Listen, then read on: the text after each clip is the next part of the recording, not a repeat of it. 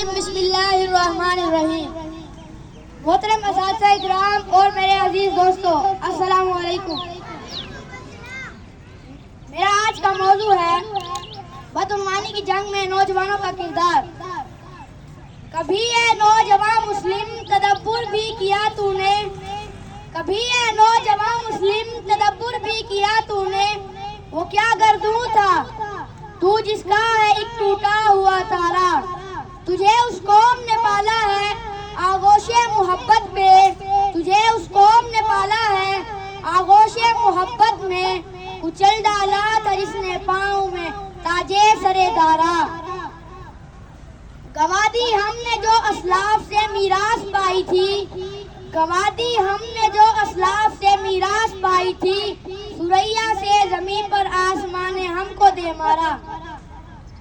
بدعنوانی ایک ایسی خطرناک بیماری ہے جو قوموں کو اندر سے کھوکھلا کر دیتی ہے۔ یہ صرف مالی بددیانتی نہیں بلکہ اخلاقی زوال کی علامت ہے۔ رشوت، جھوٹ، سفارش اور دھوکہ دہی جیسے رویے آج کل ہمارے معاشرے میں عام ہو چکے ہیں۔ اگر ہم نے اس کے خلاف آواز نہ اٹھائی تو ہماری ترقی خواب بن کر رہ جائے گی۔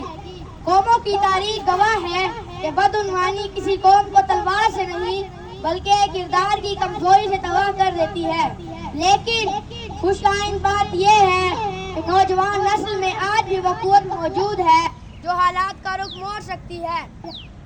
نوجوان کسی بھی قوم کی امید، طاقت اور مستقبل ہوتے ہیں۔ اگر وہ بیدار ہو جائیں تو بدعنوانی اور ظلم کے ایوان لرز اٹھتے ہیں۔ نوجوانوں کو سب سے پہلے اپنی ذات سے اصلاح کا آغاز کرنا چاہیے۔ ایمانداری، فرض شناسی اور سچائی ان کی پہچان ہونی چاہیے۔ جو طالب علم نقل سے بچے، جو ملازم رشوت کا انکار کرے اور جو ووٹ ضمیر کے مطابق دے، وہ دراصل بدعنوانی کے خلاف جہاد کر رہا ہے۔ بدعنوانی کی جنگ تلوار سے نہیں بلکہ کردار سے جیتی جاتی ہے۔ تعلیم یافتہ نوجوان یہ سمجھ سکتا ہے کہ مسئلہ دوسروں کا نہیں بلکہ میرا، میری قوم کا اور میرے مستقبل کا ہے۔ وہ یہ جانتا ہے کہ سچائی اور دیانت ہی قوموں کو بلندی عطا کرتی ہے۔ قرآن پاک میں اللہ تعالیٰ کا ارشاد ہے، اور تم نیکی اور تقوی میں ایک دوسرے کی مدد کرو، گناہ اور ظلم میں مدد نہ کرو۔ اگر نوجوان سچائی اور دیانت میں ایک ہو جائیں تو بدعنوانی خود بخود مٹ جائے گی۔